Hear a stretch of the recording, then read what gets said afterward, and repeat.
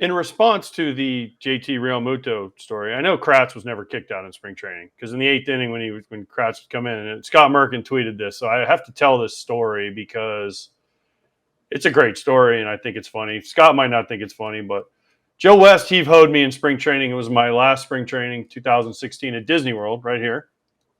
Brian McCann was hitting, and we were on ESPN, and it was a night game. Or no, yeah, it might have been afternoon. I don't remember, but it was a game on ESPN, so it was taking forever already. And Joe West was being Joe West, and he had a super tight strike zone. Tanaka's strike zone was like this big. Can barely get on the screen. It was like this big.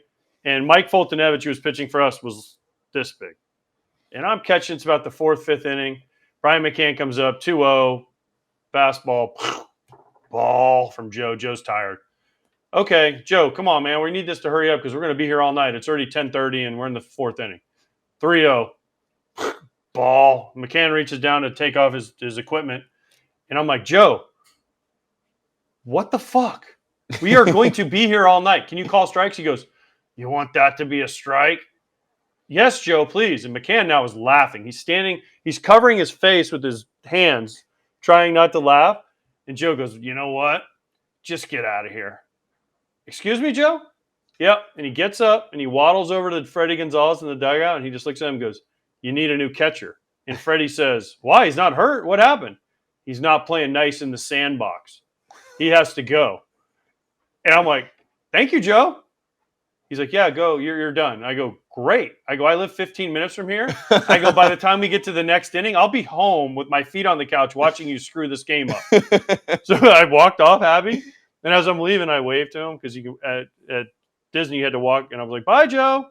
So the next game, he had home plate. He was all sweaty. Well, at Disney, the umpires parked in left center field. And he would walk right from home plate with all his gear on, right out to left center field, right through the gate to the parking lot. Told the groundskeeper, do not open the gate. Lock it and do not let him out.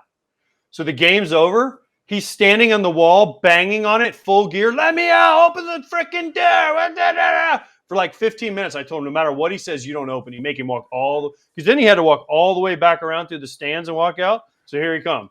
I'm going to get Pierzynski. Next day we see him, like, Joe, how was your day?